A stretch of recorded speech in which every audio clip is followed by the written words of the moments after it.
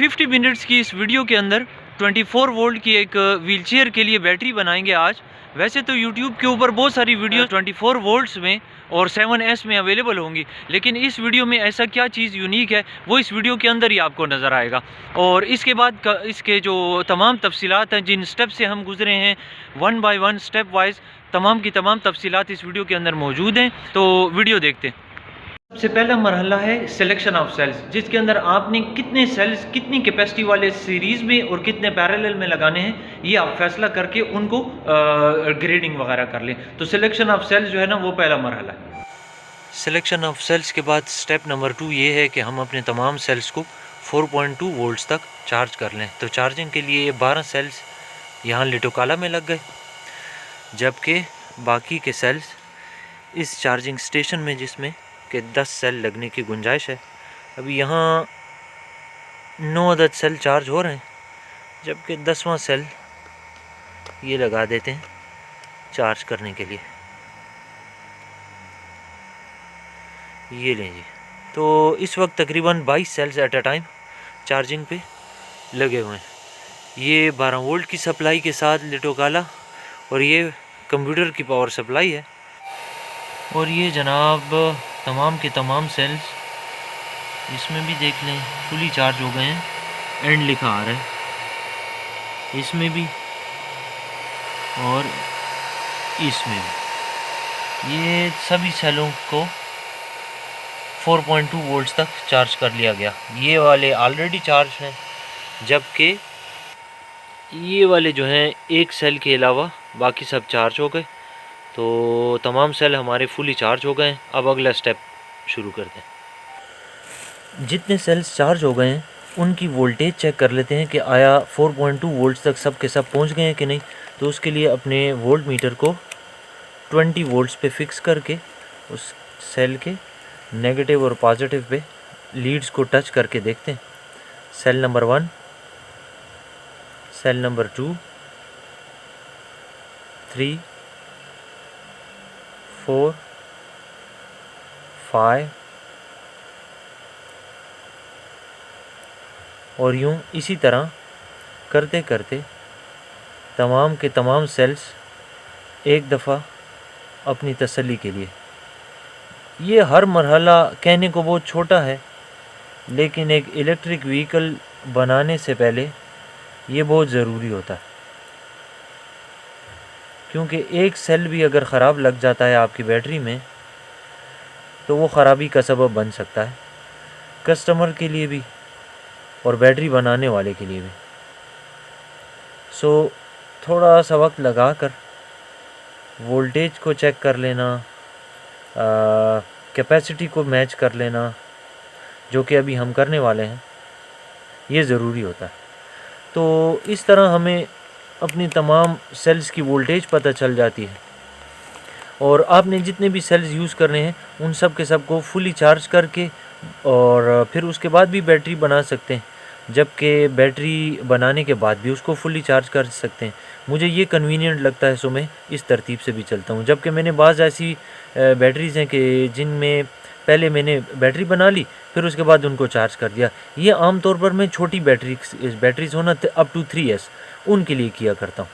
तो ये cell spacers हैं 18650 सेल्स जो हमने यूज़ करने हैं रिचार्जेबल, उनके लिए हैं। ये निशान चूँकि वोट के दिन गुजरे हैं उसका। अच्छा खैर, ये स्पेसर जो हैं इनको आपस में जोड़ना है किस तरीके से वो भी देख लें। देखें, ये आपको नज़र आ रहे हैं, इनको 1 बाय 1 जोड़ा गया है। 7 से इस तरह 7 मैंने लगाए हैं। असल में सीरीज़ में चूँकि हमारी बैटरी 24 वोल्ट है तो वो 7 सेल सीरीज़ में लगने के बाद पूरी होती है। ठीक हो गया। तो इसी तरह आपने इन तमाम इंडिविजुअल स्पेसर्स को इस तरह जोड़ देना है। तो ये मैंने अपनी सीरीज़ बनाकर रखी हुई है। अब इसके बाद इनको आपस में पैरेलल में इस तरह जोड़ देंगे, कुछ इस तरह से। तो ये बन जाने के बाद आपको फाइनली कुछ ऐसा नज़र आएगा, और ये सेल्स इसके अंदर रख दिए जाएंगे 1 बाय 1 इस तरह, और फिर इनके ऊपर टॉप वाली साइड पर भी इसी तरह की एक और बनाकर रख दी जाएगी। तो इससे सेल्स के दरमियान चूँकि इनका नाम है सेल स्पेसर, तो ये तकरीबन 2 मिलीमीटर जितना फासला दो सेल्स के दरमियान रखते हैं। और सेल्स के दरमियान फासला इसलिए ज़रूरी होता है कि ये जो आप टिप देख रहे हैं ये पॉजिटिव है और ये जहाँ मेरा नेल है ये नेगेटिव है। तो पॉजिटिव और नेगेटिव के दरमियान 2 से 3 मिलीमीटर का फासला है। ये इतना कम फासला है कि किसी भी वक्त ये अगर आपस में टच कर जाएं, क्योंकि निकल स्ट्रिप तो इन्हीं के ऊपर से गुजरती है स्पॉट वेल्ड करके, तो अगर इनको टच हो जाए तो वो शॉर्ट सर्किट का बायस बन सकता है और इसको लगने वाली आग कोई कंट्रोल भी नहीं कर सकता। तो ये बड़े ज़रूरी हैं सेल स्पेसर। बहुत छोटी बैटरी हो, जैसे कि मैंने अक्सर पावर बैंक बनाया है, इसी तरह मैंने 3S में छोटी छोटी बैटरीज़ बनाई हैं, उनकी वीडियोस भी मेरे चैनल पे मौजूद हैं। तो उनमें तो चलें आप इग्नोर कर सकते हैं ना, या दरमियान में पेपर सा रख के, इंसुलेशन पेपर है वो आप रख सकते हैं। लेकिन बड़ी बैटरी इलेक्ट्रिक व्हीकल्स के लिए तो उसमें ये स्पेसर्स का होना बहुत बहुत बहुत ज़रूरी है। ठीक हो गया। जिस वक्त आप सीरीज़ के बाद पैरेलल में जोड़ने लगेंगे तो आप नोट करें कि ये बिल्कुल एक जैसे नहीं है, बिल्कुल लेवल में नहीं है, जिसकी वजह से आपको ये देख लें, ये साइड ऊंची है, ये साइड नीचे। तो इसके लिए आपके पास ये रबर का हैमर होना चाहिए, जिससे आप इसको बड़ा आराम से टैपिंग करेंगे। टैपिंग करने के बाद उल्टी साइड पे टैपिंग की और अब ये बिल्कुल ठीक हो गया। और इसी तरह ये बाकी भी आप जोड़ के इसको पैरेलल में कनेक्ट करेंगे।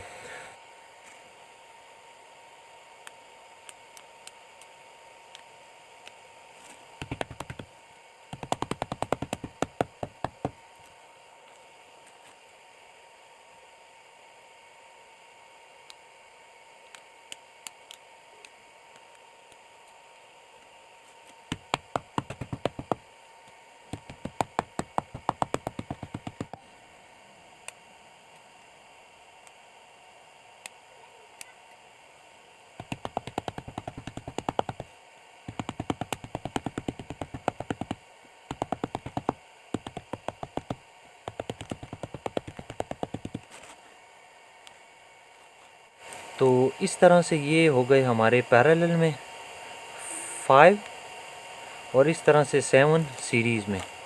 तो 7S 5P सीरीज़ में 7, पैरेलल में 5, ये नीचे वाली साइड, ये ऊपर वाली साइड। अच्छा, चूँकि हमारी बैटरी 24 वोल्ट है तो सीरीज़ में 7 सेल्स लगेंगे। यहाँ आपको सेल्स में 7 सेट नज़र आ रहे होंगे, 4 और ये 3, 7। ठीक है, तो ये बन जाएंगे 24 वोल्ट हमारे। और फिर इसी तरह चूँकि एम्पेयर्स में हमने तकरीबन 11 एम्पेयर्स की बनानी है, तो उसके लिए अगर आप इनकी तमाम की कैपेसिटीज़ को, ये पैरेलल का पूरा एक सेट है, ये 5 सेल नहीं है। स्पॉट वेल्ड होने के बाद मैंने अपनी पिछली वीडियो में भी कहा था कि ये फिर ये एक सेल शुमार होता है, एक सेल कंसिडर होता है। तो ये एक सेल जो है यानी ग्रुप ऑफ सेल्स, इनकी कैपेसिटी अगर आप टोटल कर दें, प्लस कर लें, तो ये मैंने यहाँ पर आपको नज़र आ रहा होगा कि हमारे पहले सेल की जो कैपेसिटी है वो 10.8 एम्पेयर है, दूसरे की 10.6 है, तीसरे की 10.7 है, चौथे की 10.6 है, पाँचवें की 10.6 है, छठे की भी और सातवें की 10.5 है। अब वैसे तो ये काफ़ी क्लोज़र है, लेकिन अगर आप नोट करें तो इनमें ये जो 10.6 हैं ये ठीक हैं, दोनों की दोनों। 10.5 भी ठीक है, बल्कि मैं ऐसा करता हूँ कि 10.6 और 10.7 को छोड़ देता हूँ। ये जो 10.5 है और 10.8 है, इस सीरीज़ में पड़े हुए, यानी कि पहले सेट में और इसी तरह चौथे सेट में, 10.5 वाला चौथा सेट है, इनमें सेल्स को थोड़ा बहुत एक्सचेंज करता हूँ ताकि इनकी भी कैपेसिटी, इसकी कैपेसिटी पहले वाले ग्रुप की 10.8 से घट जाए और इस 10.5 वाले की थोड़ी सी बढ़ जाए। तो होगा क्या कि ये भी या तो 10.6 दोनों हो जाएंगे या एटलीस्ट उनके करीब हो जाएंगे। ठीक हो गया, तो ऐसा मैं अभी करने लगा। अच्छा, तो ये देखें, मैंने पहले वाले सेट से ये 2183 mAh का एक सेल हटा के यहाँ रख दिया 4 नंबर पे, और यहाँ से 2097 mAh का पहले ग्रुप में रख दिया। तो इसका असर ज़रा चेक करते हैं कि क्या पड़ा। आप स्क्रीन को देख लें कि वो ग्रुप पहला वाला जो 10.8 था वो 10.7 एम्पेयर हो गया, जबकि फोर्थ ग्रुप जो 10.5 था वो 10.6 हो गया। अब अभी मैं बैटरी बनाना शुरू कर सकता हूँ, लेकिन अब मैं क्या करूँगा, कोशिश करता हूँ कि ये वाला जो 10.5 है ये बढ़ जाए और ये जो दो 10.7 हैं ये थोड़े से घट जाए। मतलब मैं कोशिश करूँगा कि ये जो है 1, 3 और 7, ये जो तीनों की तीनों मेरे रोज़ हैं, इनको भी मैं काफ़ी आपस में इन बाकी 10.6 वालों के करीब कर सकूं। देखते हैं मैं कर सकता हूं कि नहीं।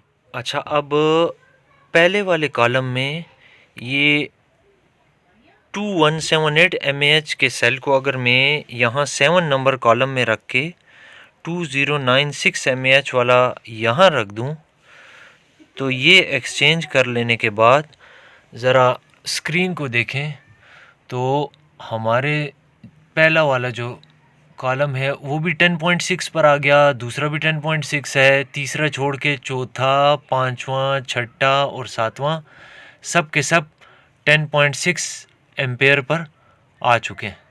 तो अब मैं कोशिश करता हूँ कि ये जो थर्ड वाला है 10.7, इसको भी मज़ीद किसी न किसी के साथ इस तरह एक्सचेंज करूं कि वो भी 10.6 ही रहें और ये भी 10.7 से घटकर 10.6 हो जाए। तो इसके लिए मुझे तलाश करना होगा। ये देखें 10,641 है, ये 602 है, ये 669 है, ये 601 है। तो ये 601 वाले कॉलम में, यानी कि कॉलम नंबर 1 2 3 4 5 नंबर कॉलम को और थर्ड नंबर कॉलम को, इनमें मैं आपस में कोई एक्सचेंज करता हूं ताकि ये कम से कम एक जैसी कैपेसिटी पर आ जाए। मैं अक्सर अपनी वीडियोस में मेंशन कर चुका हूं कि कैपेसिटीज़ का एक जैसा होना इसलिए ज़रूरी है कि ये बैटरी की लॉन्ग लाइफ जो है ना उसको इंश्योर करता है। तो ये जनाब बिल्कुल लास्ट स्टेप, यहाँ पर मैं थर्ड ग्रुप में से 2180 mAh कैपेसिटी वाला फिफ्थ में रखने लगा हूँ और फिफ्थ से 2121 mAh वाला 2121 mAh वाला थर्ड ग्रुप में रखता हूँ। तो इसका असर क्या पड़ता है यहाँ देख लें। तमाम के तमाम जो हैं वो अब 10.6 एम्पेयर पे हैं। अगर आप नोट करें तो कहने को ये कोई इतनी बड़ी बात नहीं शुमार होती, इस पे वक्त ही लगता है और आम तौर पर इसको इग्नोर किया जाता है। मैं नहीं समझता कि आपने जो बैटरीज बनी हुई यूट्यूब पर देखी होंगी उसमें किसी ने इस तरह किया होगा। मैनुअली करना काफ़ी मुश्किल होता है। सो यहाँ पर MS एक्सेल के अंदर एक प्रोग्राम बना दिया जाता है। आप अपने मर्ज़ी से सीरीज़ में पैरेलल में जितने भी सेल्स लगाना चाहें उनकी कैपेसिटी को ऐड करने के लिए एक छोटा सा फार्मूला अप्लाई कर लें तो वो बदलता रहता है। आप यहाँ से वैल्यू इधर रखें, यहाँ से इधर रखें, जहाँ मर्ज़ी इधर उधर एक्सचेंज करते रहें, उसका इम्पैक्ट आप देख सकते हैं। तो इससे होगा क्या कि ये जो बैटरी है ना, इस थोड़ी सी मेहनत के साथ इसकी उम्र काफ़ी ज़्यादा हो जाएगी।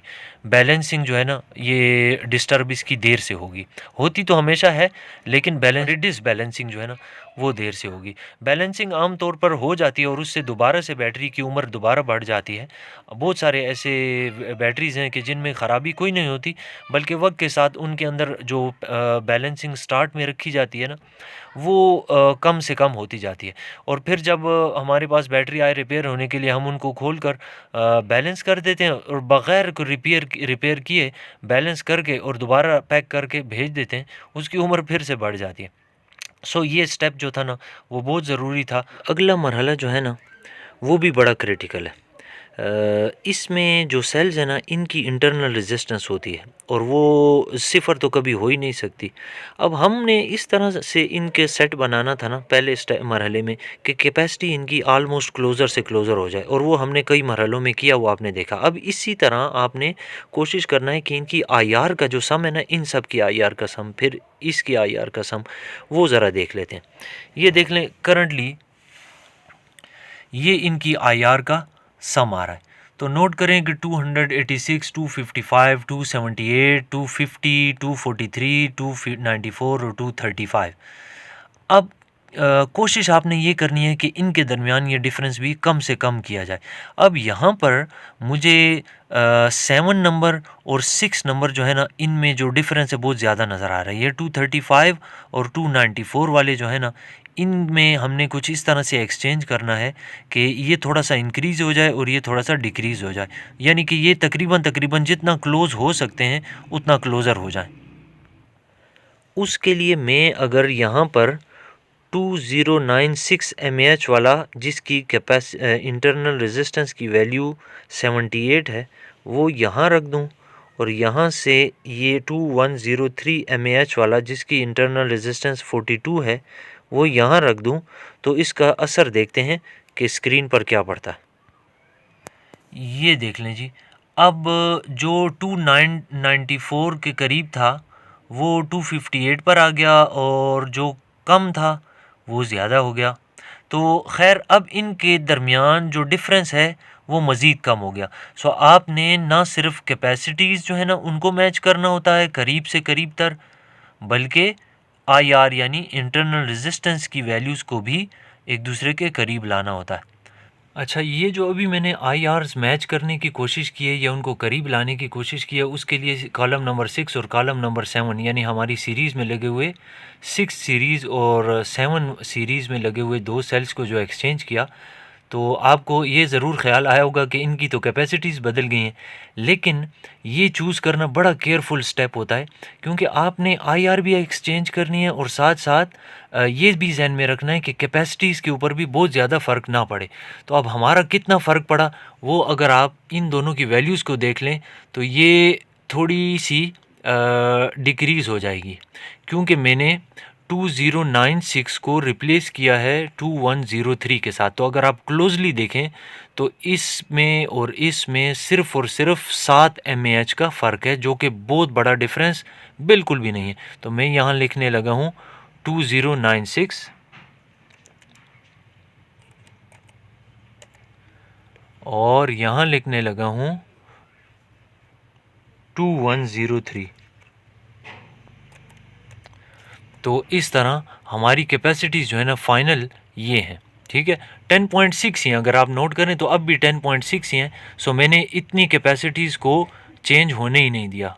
सो कैपेसिटीज़ भी करीब हो गई, और इसके साथ साथ इंटरनल रेजिस्टेंसेस भी जितनी हद तक हो सकी मैंने करीब करने की कोशिश कर ली। सो ये बहुत केयरफुल स्टेप थे, बहुत इंपॉर्टेंट स्टेप थे, और ये मैंने अपनी बनाई हुई तमाम वीडियोज़ में फ़र्स्ट टाइम ये सब कुछ मेंशन किया। अब उसके बाद नेक्स्ट स्टेप ये है कि हमने इन तमाम सेल्स को, ये मेरे पैरेलल सेल्स का ग्रुप है, इनको बैटरी के अंदर लगाना शुरू करना है, पैरेलल के अंदर इनको जोड़ेंगे। ये वाला पैरेलल में जब लग जाएगा तो ये वाले सेल यानी कि दूसरा ग्रुप इसके साथ उल्टा कनेक्ट होगा, यानी ये सारा ये पॉजिटिव हो गए और ये दूसरे वाले इसके साथ नेगेटिव वाले अटैच होंगे।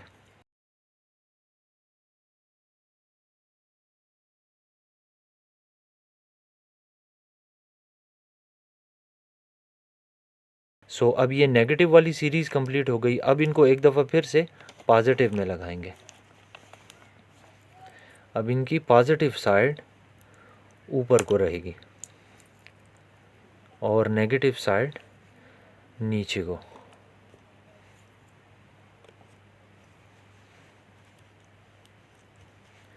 कोशिश ये करेंगे कि इन सब को टैप करके प्रेस करके रखें, ताकि इनके ऊपर वाली जो ये लेयर है इसको लगाते हुए कोई मसला ना हो। अच्छा, ये फिर पॉजिटिव वाले हो गए, फिर उसके बाद नेगेटिव वाले फिर से दोबारा लगाएंगे, और यूं करते करते बैटरी को कंप्लीट करेंगे। लिथियम आयन की बैटरी बनाते हुए एक चीज़ की एहतियात जो सबसे ज़्यादा ज़रूरी है वो है इनके ऊपर इंसुलेशन स्टिकर्स लगाना। ये इंसुलेशन स्टिकर मुख्तलिफ़ साइज़ में होते हैं, तो 18650 18650 के जो सेल्स हैं उनके इंसुलेशन स्टिकर जो हैं वो भी आपको लेने पड़ेंगे, और ये नहायत इम्पॉर्टेंट है, जिसकी वजह मैंने आपको बताई ना कि इसका पॉजिटिव और नेगेटिव काफ़ी करीब होते हैं। तो अगर निकल स्ट्रिप इसके ऊपर से गुज़रती है और ये करंट गुज़रने पर निकल स्ट्रिप की हीट की वजह से ये जो पॉइंट है ये रिमूव हो जाता है, तो इसका तो मतलब है रेडीमेड शॉर्ट सर्किट हो गया। तो आपके जो होने वाला ब्लास्ट है आप उसको कंट्रोल नहीं कर सकेंगे। इसलिए सेफ्टी के तौर पर ये इंसुलेशन स्टिकर आपको हमेशा सेल के जो पॉजिटिव साइड है उस पर लगाने पड़ेंगे। अब हमारे केस में मैंने अपने तमाम सेल्स पर लगा दिए हैं और ये आखिरी मरहला जारी है। तो बैटरी की प्रिपरेशन भी आप नोट कर लें कि कितनी ज़रूरी है। ये मेरा सेकंड लास्ट सेल के ऊपर, कोई इसको इंसुलेशन स्टिकर बोलता है, कोई इसको गैस्केट बोलता है, कोई यानी 3-4 नाम है, आपको दराज से ये आसानी से अवेलेबल है। ये काफ़ी अच्छा पेपर है, ये आम कागज़ या आम गत्ता नहीं है, ये हीट रेजिस्टेंट पेपर से बना हुआ स्टिकर है, स्पेशली डिज़ाइन। तो मैंने अपनी बैटरी के बाकी तमाम सेल्स पर लगा लिया था, ये चंद एक जो लगाने रह गए थे वो मैंने आपके सामने लगा भी दिए, और ये मैं अब फाइनल स्टेप के तौर पर यहाँ सीरीज़ में अपने आखिरी सेल्स को लगाने लगा। तो यूँ मेरी बैटरी का ये मरहला भी मुकम्मल होता है। ये लें जी 7S5P इंसुलेशन स्टिकर वैसे तमाम पॉजिटिव साइडों पर लग चुके हैं, इनके अपोजिट साइड पर भी लगे हुए हैं। तो ये देख सकते हैं आप, इसकी फ़ाइनल शक्ल कुछ इस तरह से होगी स्पॉट वेल्डिंग से पहले। तो लगा लेते हैं, इसके ऊपर भी ये वाली चीज़ लगा लेते हैं। तो ये हमारी बैटरी जो है दोनों साइडों से देख लें बिल्कुल रेडी हो गई है। पैरेलल पॉजिटिव सीरीज़ में 7 नेगेटिव पॉजिटिव नेगेटिव पॉजिटिव और ये पैटर्न। तो ये हमारी बैटरी तैयार हो गई स्पॉट वेल्डिंग से पहले। अच्छा, सेल स्पेसर्स के बारे में मैं आपको दो बातें बताऊं। एक तो ये कि जिस वक्त आप ये बैटरी ऊपर वाली साइड से टैपिंग कर रहे होते हैं तो इससे काफ़ी ज़्यादा मटेरियल थोड़ा या बहुत मामूली टैपिंग से भी टूटता है, लेकिन इससे आपने फ़िक्र नहीं करनी, ये कोई इतनी टेंशन वाली बात इसलिए नहीं है कि सेल स्पेसर्स का जो मकसद था वो पूरा हो चुका। यानी सेल स्पेसर्स का जो मेन पर्पज़ होता है वो हमारे दो सेल्स के जो पॉजिटिव और नेगेटिव साइड्स हैं उनके दरमियान स्पेस रखना होता है। अब आप यहाँ पर देख रहे होंगे कि आपको उस साइड पे मेरा हाथ नज़र आ रहा होगा, इसका मतलब है इन्होंने तकरीबन 2 या 2.5 या 3 मिलीमीटर जितनी स्पेस रखी हुई है। सो इनका मकसद पूरा है, भले ये थोड़े बहुत टूट भी जाते हैं तो नो प्रॉब्लम, स्पेसर्स का काम पूरा हो गया। पहली बात तो ये थी। दूसरी बात ये कि आपको 1 बाय 1 जो ये मैंने स्पेसर्स को आपस में जोड़ा है, इसके बजाय आप एक काम वो भी कर सकते हैं कि यहाँ बाज़ार में ना रेडीमेड 3x5 4x5 या 3x5 का मतलब है इस तरह 3 और इस तरह 5 स्पेसर्स जो हैं वो रेडीमेड एक किट मिलती है। इसमें यह है कि एक एक आपको जोड़ना नहीं पड़ता, बल्कि ये 3x5 का मतलब है 15 ये हो गए, और ये मैंने इसको एल्फी के साथ जोड़ा है, एक और 3x5 इसके साथ जोड़ दिया, तो ये मेरे पास रेडीमेड अवेलेबल है। अब आप इसको इस साइड पे एक्सटेंड करना चाहें, इस साइड पे, या इसी को कंटिन्यू करना चाहें, जिस तरह मर्ज़ी आप उनको आपस में जोड़कर इसी तरह बैटरी के स्पेसर्स की किट बना सकते हैं। ठीक है, तो ये स्पॉट वेल्डिंग के लिए तैयार हो चुकी है। अगला मरहला स्पॉट वेल्डिंग का है। इस बैटरी के अंदर बहुत सारे सेल्स इस्तेमाल हो सकते थे, जैसे कि ये देख लें, लेकिन इनको ना करने की बहुत सारी वजूहात हैं। फॉर एग्ज़ाम्पल अगर आप इसको देखें तो इसकी कैपेसिटी तो 2.1 एम्पेयर है, यानी कि 2108 मिली एम्पेयर, लेकिन इसकी इंटरनल रेजिस्टेंस की वैल्यू जो है अगर आप नोट करें तो ये 92 है। इसी तरह ये जो है ये देख लें, ये 103 है, और अगर इसकी बात करें तो इसकी इंटरनल रेजिस्टेंस तो कम है, 47 लिखी हुई है, जबकि ये जो 1.7 एम्पेयर है, यानी इसकी कैपेसिटी कम है। तो इनकी इंटरनल रेजिस्टेंस बहुत ज़्यादा थी, तो इस तरह के सेल्स को हम कभी भी इलेक्ट्रिक व्हीकल्स के अंदर यूज़ नहीं किया करते। अब मरहला शुरू होता है हमारी बैटरी की स्पार्क वेल्डिंग का। तो स्पार्क वेल्डिंग के दौरान मैंने कौन सा सर्किट इस्तेमाल करना है, ये है जी NYD01 स्पार्क वेल्डर। इसके ऊपर ऑलरेडी पहली बात तो ये कि मैं एक वीडियो बना चुका हूँ बड़ी तफसील से। ये एक प्रोफेशनल स्पार्क वेल्डर है जो कि किसी भी किस्म की थिकनेस वाली निकल स्ट्रिप को स्पार्क वेल्ड कर सकता है, ठीक है। दूसरी बात ये कि इसके तमाम प्रोज एंड कॉन्स, यानी कि एडवांटेजेस और आप उसे डिसएडवांटेजेस भी कह सकते हैं, उसको वीक पॉइंट्स भी कह सकते हैं, वो मैंने उस वीडियो के अंदर बड़ी तफसील से एक्सप्लेन किए हैं। एक बिगिनर को कौन से यूज़ करने चाहिए स्पार्क वेल्डर, और उसको मॉडिफाई करके इस प्रोफेशनल वाले में कैसे कन्वर्ट किया जा सकता है, ये भी मैंने उसमें एक्सप्लेन किया। तो एक ये दो बातें हो गई। तीसरी बात ये कि जब भी आप इसको यूज़ करेंगे, उसका तरीका ये है कि जो निकल स्ट्रिप आपने यूज़ करनी है उसके जो टाइम है और करंट लेवल है, ये आपने उस निकल स्ट्रिप का एक रफ़ सेल के ऊपर, एक बेकार सेल के ऊपर ट्राई कर लेना है। आपकी निकल स्ट्रिप क्या है, यानी कितने थिकनेस वाली है, नंबर एक। नंबर दो ये कि उसकी चौड़ाई कितनी है, 5 mm है, 6 mm है, 8 mm है, 10 mm है, 12 mm है। इससे भी फ़र्क पड़ता है इन टाइम और करंट लेवल्स पे, ठीक है। तीसरी और आखिरी बात ये कि आपका जो ट्रांसफार्मर की ये वायर है जो सेकेंडरी के तौर पर यूज़ हो रही है, ये कितनी वाली वायर आपने यूज़ की है और ये कितने टर्न्स दिए हैं, इस चीज़ पर भी डिपेंडेंसी है इस चीज़ की कि आपका टाइम और करंट लेवल क्या होगा। फॉर एग्ज़ाम्पल मैं मिनिमम से शुरू करूँगा, मेरा टाइम जो है ना 4 रहेगा और मेरा करंट लेवल मैं इसको रिड्यूस करके 70 पे रखूँगा, ठीक हो गया। लेकिन अगर मेरी स्पार्क वेल्डिंग इस पर हो जाती है तो ज़रूरी नहीं है कि आपकी भी स्पार्क वेल्डिंग मेरी वाली निकल स्ट्रिप के ऊपर इसी टाइम और करंट के ऊपर हो। ये डिपेंड, मैंने कहा ना, कि इन फैक्टर्स पे भी करता है कि आपने कौन सी वायर यूज़ की है और उसके कितने टर्न्स दिए हैं। तो ये 2-3 मोटी-मोटी बातें जो हैं वो मैंने बता दी। अब स्पार्क वेल्डिंग का काम शुरू करते हैं। उसके लिए निकल स्ट्रिप जो है वो उसकी कटिंग करते हैं। अच्छा, तो ये हमारी निकल स्ट्रिप जो है, इसकी थिकनेस 0.12 mm है और इसकी चौड़ाई 8 mm है। अब मैं स्पार्क वेल्डिंग करने लगा हूँ। ये इसका पुश बटन है। इसका रिव्यू देखना हो तो एंड में भी दे दूँगा और इसके वीडियो के डिस्क्रिप्शन में भी दे दूँगा। फ़िलहाल टाइम जो है 4 मिली सेकेंड है, जबकि करंट लेवल जो है 70 मैंने रखा हुआ है। और अब इसको स्पार्क वेल्ड करके देखते हैं। थिकनेस भी बता चुका हूँ, टाइम और करंट के वैल्यूज़ भी बता चुका हूँ और इसकी चौड़ाई भी बता चुका हूँ। स्लोली कम से ज़्यादा की तरफ टाइम को और करंट को ले जाते रहेंगे और ये देखेंगे कि कहाँ सबसे बेस्ट स्पार्क वेल्ड होता है, और उसके बाद उसी को लॉक करके अपनी प्रॉपर बैटरी के ऊपर आ जाएंगे, जिससे स्पार्क वेल्ड फिर डायरेक्टली किया जाएगा। एक चीज़ और मैं बताना भूल गया कि अगर आप जितने भी प्रोफेशनल हो क्यों ना हो, 10 में से 1 या 2 बार 3 बार ऐसा भी होता है कि आपकी ये जो टिप्स हैं ये, और ये जो निकल स्ट्रिप है 2, और ये जो सेल की सरफेस है, इन तीनों का आपस में एक दूसरे के साथ मज़बूती से टच होना ज़रूरी है। अगर आप इनको ज़रा सा भी लूज़ रखेंगे, इस टिप को इसके साथ प्रेस करके नहीं रखेंगे बहुत ज़ोर से, तो स्पार्क जनरेट होता है और अक्सर ये हुआ करता है। इसमें घबराने वाली बात नहीं है।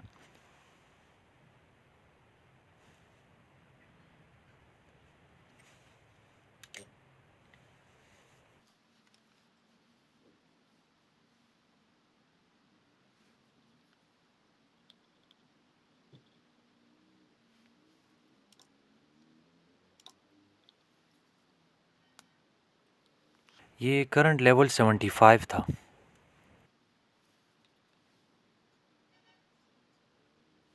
अब मैं करंट को 80 पर रख के देखता हूँ।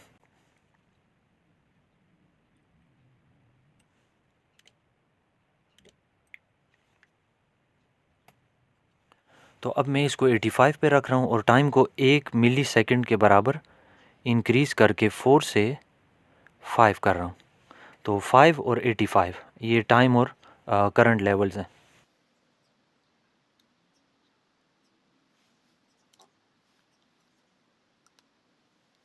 मज़ीद इंक्रीज़ करना पड़ेगा।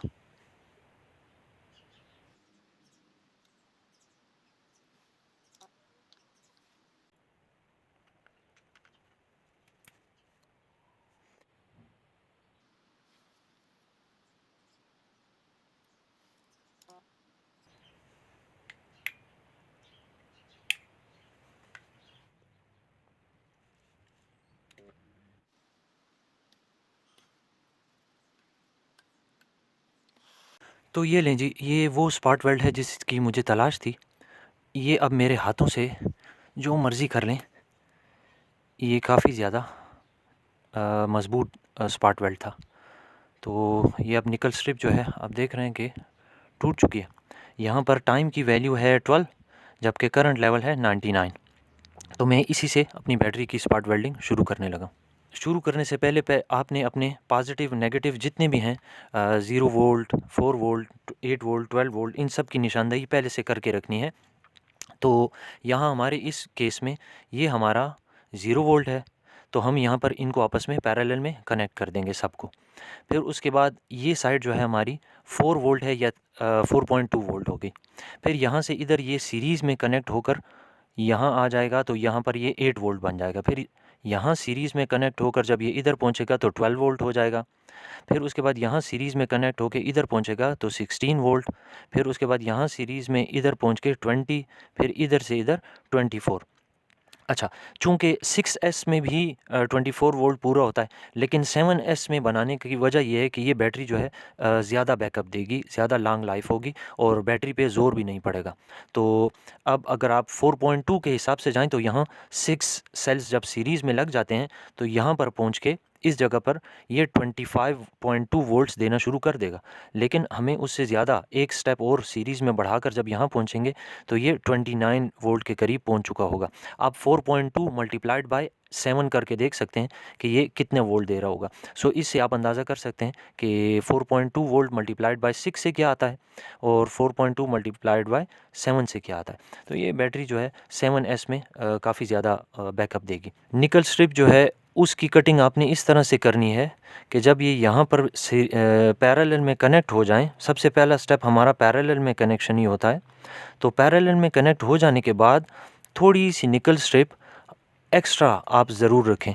वो इसलिए कि ये इस जगह पे सेल के ऊपर सोल्डरिंग करने के बजाय अगर आप इसको थोड़ा सा टर्न करके यहाँ निकल स्ट्रिप के ऊपर सोल्डरिंग करेंगे तो उससे सेल के ऊपर हीटिंग की वजह से उसकी जो लाइफ साइकिल्स हैं उसमें भी किसी किस्म की डिफरेंस नहीं आएगा और बैटरी जो है उसका जो सोल्डरिंग की वजह से अमूमन सेल्स जो हैं वो डैमेज भी हो जाते हैं, तो वो डैमेज वाली कैफियत भी पैदा नहीं होगी।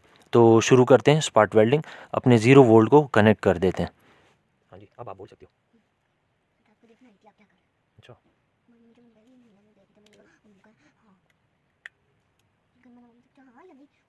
अच्छा, ठीक है। मैं तो वीडियो बना रहा हूँ ना। नहीं, रुकी नहीं है, चल रही है।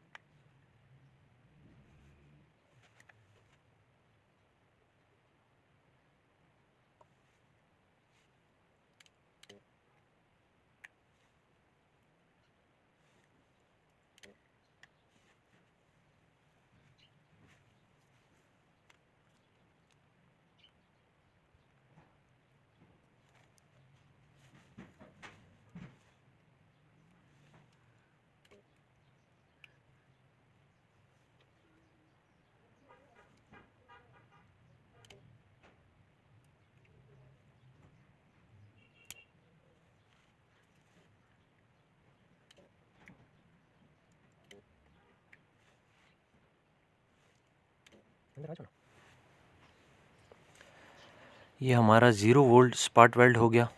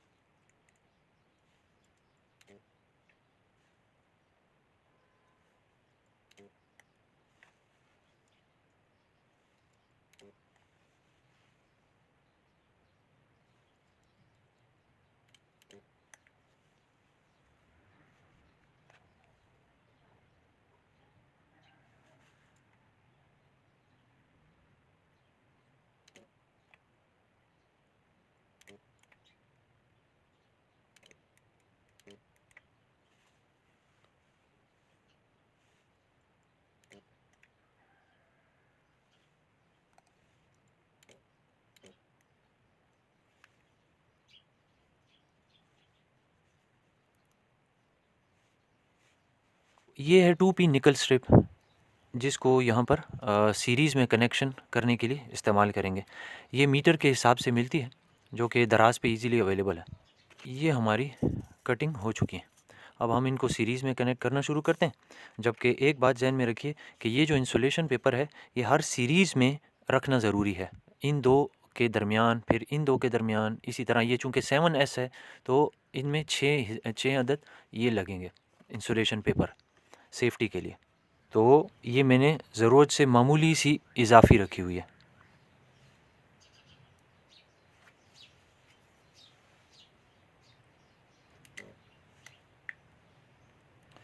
अच्छा, यहाँ पर मैं एक मिस्टेक भी आपको बताता जाऊँ, क्योंकि हम लोग मिस्टेक नहीं करेंगे तो सीखेंगे भी नहीं। देखिए, मैंने ये जो कटिंग है, ये लेडर की तरह की हुई है। अब ये जो आपको मामूली सा हिस्सा इजाफी नज़र आ रहा है ना, सपोज़ ये मैंने काट लिया, ये इस तरह। तो अब इस पोजीशन में जब मैं लगाता ना, तो मैं अब अगली बार आपको ये वाली स्ट्रिप लगा कर बताऊँगा कि उसकी लुक और इसकी लुक में थोड़ा सा फ़र्क आता है। सो ये जो फर्स्ट वाली है, ये शायद उतनी अच्छी लुक वाइज ना लगे जितनी कि सेकंड वाली। तो ये गलती आपने नहीं करनी।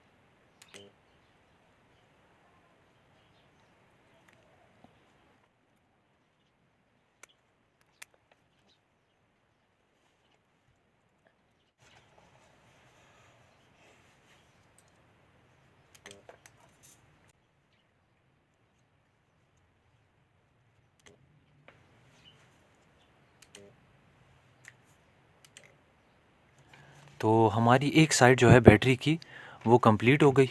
स्पॉट वेल्डिंग 0 वोल्ट, ये साइड सिर्फ 0 वोल्ट हो गई, और ये साइड कंप्लीट हो गई। ये 2P निकल स्ट्रिप्स और ये 1P ठीक हो गया। ये हमारा लास्ट पॉजिटिव है, एक्सट्रीम पॉजिटिव, और ये है एक्सट्रीम नेगेटिव। तो अब ये जब यहाँ पर पहुँचकर इधर आया, तो इधर से इन दोनों ने आपस में कनेक्ट होना है। फिर इसी तरह ये ऊपर से ऑलरेडी कनेक्टेड है, तो यहाँ पहुँच के ये दो आपस में कनेक्ट होंगे। फिर इसी तरह ये ऊपर से कनेक्टेड है, तो ये आपस में कनेक्ट होंगे। तो यूँ हमने एक 2P निकल स्ट्रिप यहाँ, यहाँ और यहाँ लगा देनी है, और स्पॉट वेल्डिंग कंप्लीट हो जाएगी। लें जी, हमारी बैटरी जो है उसकी स्पॉट वेल्डिंग का मरहला कंप्लीट हो गया।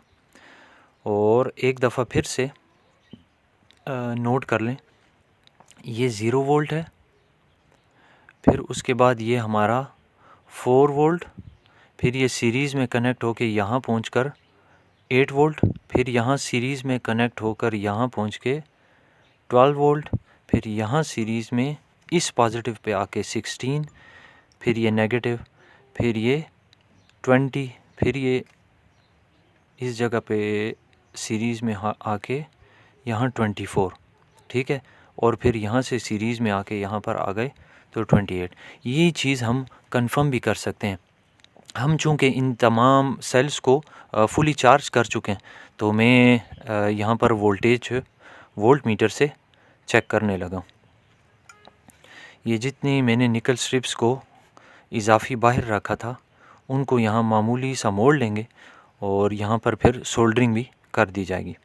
तो वोल्ट मीटर इस्तेमाल करके देखते हैं ये क्या ये 24 वोल्ट से ज़्यादा वोल्टेज दे रही है कि नहीं। एटलीस्ट इसको 29-28 वोल्ट तक आना चाहिए।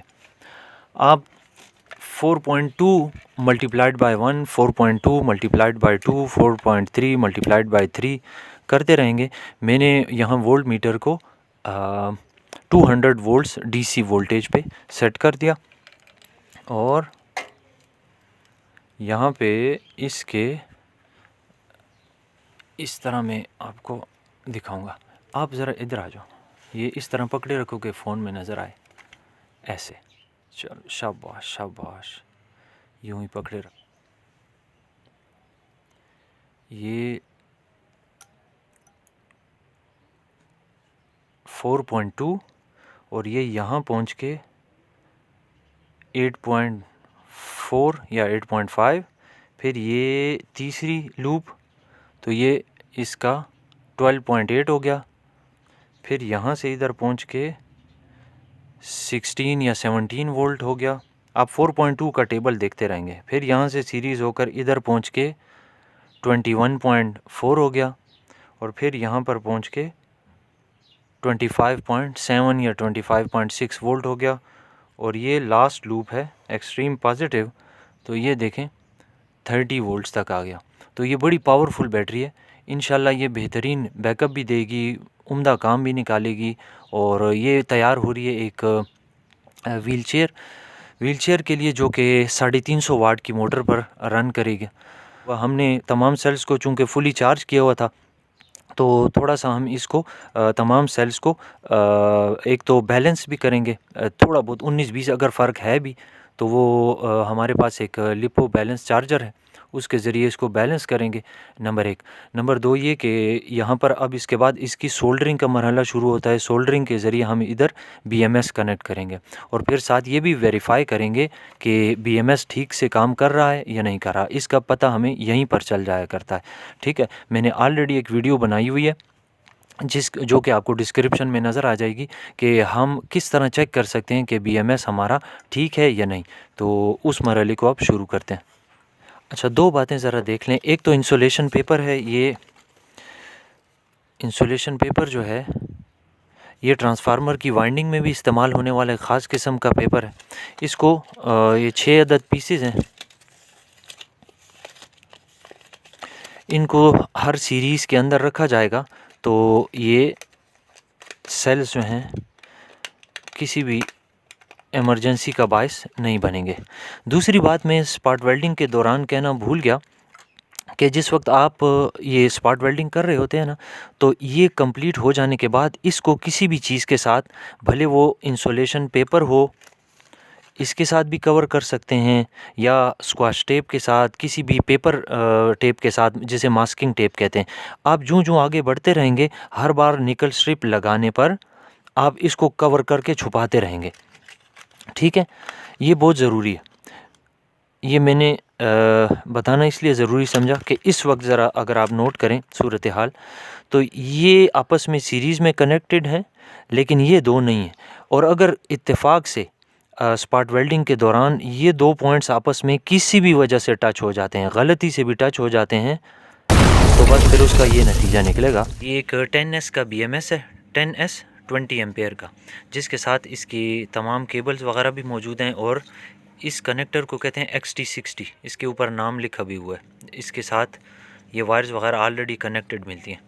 इसको हमने बैटरी के साथ कनेक्ट करना है कुछ इस तरह कि ये जो सबसे एक्सट्रीम ब्लैक कलर नज़र आ रहा है, इसको हमने अपनी बैटरी के 0 वोल्ट पर, फिर उसके बाद फर्स्ट वायर को 4 वोल्ट पर, सेकंड वायर को 8 वोल्ट पर, थर्ड वायर को 12 वोल्ट पर, और यूँ आगे चलते रहना है। ठीक है, ये एक यूनिवर्सल टाइप ऑफ BMS है। इसको एज अ 1S BMS भी यूज़ कर सकते हैं, as a 2S, 3S, 4S, 6S, 7S और अप टू 10S। तो हमने यहाँ पर इसको as a 7S BMS use किया है। ठीक है, ये है जी हमारे बैटरी के कनेक्शन और ये XT60 कनेक्टर। ये BMS लग चुका है। इसके ऊपर एक बहुत बड़ी सी हीट सिंक आपको चमकती हुई नज़र आ रही होगी। ये एलुमिनियम की हीट सिंक है जो कि हीट को दूर करती है। बाकी ये सब कुछ तो ऑलरेडी देखा जा चुका है। ये कनेक्शन बिल्कुल उसी तरह से लगाए गए हैं। ये हमारा 0 वोल्ट है, फिर इसके बाद ये 4 वोल्ट चूँकि इस साइड पे पॉजिटिव साइड होती है और ये दोनों आपस में ये दोनों आपस में सीरीज़ में कनेक्टेड हैं। तो मैंने हमेशा जो सोल्डरिंग की है वो जो थोड़ा सा पोर्शन बाहर निकाला हुआ था उस पे की है, और वो भी सेल के नेगेटिव साइड पर की है, साथ वाले सेल के नेगेटिव साइड पर किया है। आप कभी भी इस साइड पर पॉजिटिव के ऊपर सोल्डरिंग ना करें अगर आपके पास मौका आता है तो। चूँकि ये दोनों सीरीज़ में, सो इधर लगाएं या इधर सोल्डरिंग कर दें, एक ही बात है। सो ये हो गया दूसरी वायर। फिर इधर से इधर पहुंचकर 8 वोल्ट बनता है, और चूंकि ये दोनों सीरीज़ में कनेक्टेड हैं तो देखिए मैंने इसके साथ वाले सेल के नेगेटिव साइड पर सोल्डरिंग कर दी। फिर यूँ इस जगह पे मुझे 12 मिलता है, लेकिन मैंने यहाँ इसके साथ पॉजिटिव के बजाय नेगेटिव पर सोल्डरिंग की, और यूँ करते करते बिल्कुल आखिरी यहाँ तक पहुँच गए। अब रही बात इस चीज़ की कि ये वेरीफाई करें कि ये हमारा जो कनेक्शन है ये बिल्कुल ठीक लगा है कि नहीं। तो उसके दो तरीके हैं। ये एक तो ये कि ये आपका एक्सट्रीम नेगेटिव है, ये एक्सट्रीम पॉजिटिव है, ठीक है। इधर जो वोल्टेज है वही वोल्टेज इसके अक्रॉस अपीयर होनी चाहिए। ये अभी चेक कर लेते हैं। को वोल्ट मीटर को हमने 200 वोल्ट्स पे सेट कर दिया, और सबसे पहले बैटरी के नेगेटिव पर और पॉजिटिव पर वैल्यूज़ चेक कर लेते हैं। ये हमारे पास 30 वोल्ट्स आ रही है, ठीक हो गया। और यही वैल्यू यहाँ चेक कर लेते हैं कनेक्टर्स के अक्रॉस। 30 वोल्ट्स इधर भी शो कर रहा है, ठीक हो गया।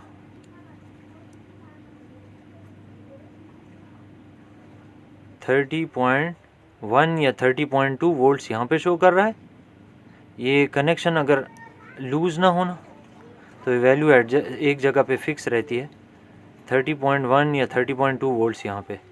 और इसी तरह आउटपुट पर 30.1 या 30.2 वोल्ट्स इधर भी ये शो कर रहा है। तो ये कनेक्शन भी बिल्कुल BMS के ठीक लग गए, और इस तरह BMS के आउटपुट के अक्रॉस चूँकि हमें यही वोल्टेज मिल रही है तो इसका मतलब है ये भी ठीक है। ये बन गई जी हमारी बैटरी। अब फाइनल स्टेज है इसकी पैकिंग करना। ये फाइनल शेप है बैटरी की। इसको हीट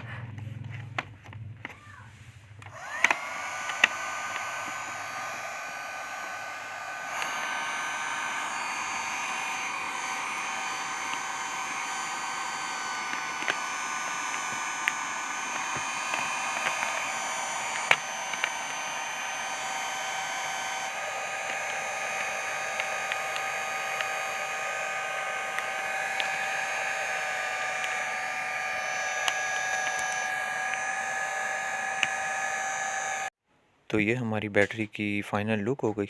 अब इसके ऊपर सिर्फ इसकी स्पेसिफिकेशंस लिखना बाकी हैं, तो वो लिखने के बाद कुछ ऐसी हो जाएगी। एक प्रोफेशनल स्पार्क वेल्डर कैसे बनाते हैं ये जानना हो तो यहाँ क्लिक कर सकते हैं। अगर आपको अपने मोबाइल के लिए पावर बैंक बनाना हो तो उसकी भी वीडियो मेरे चैनल पर मौजूद है, यहाँ आपके सामने आ रही होगी, उसे आप टच कर सकते हैं। अगर आप अपने वाईफाई को विदाउट इलेक्ट्रिसिटी सप्लाई कई घंटों तक चलाना चाहते हैं तो यहाँ टच कीजिए। और हमारे BMS नए हों या यूज्ड हों, ये ठीक है या नहीं ये जानना हो तो यहाँ एक वीडियो आ रही है, उसे टच करके देख सकते हैं।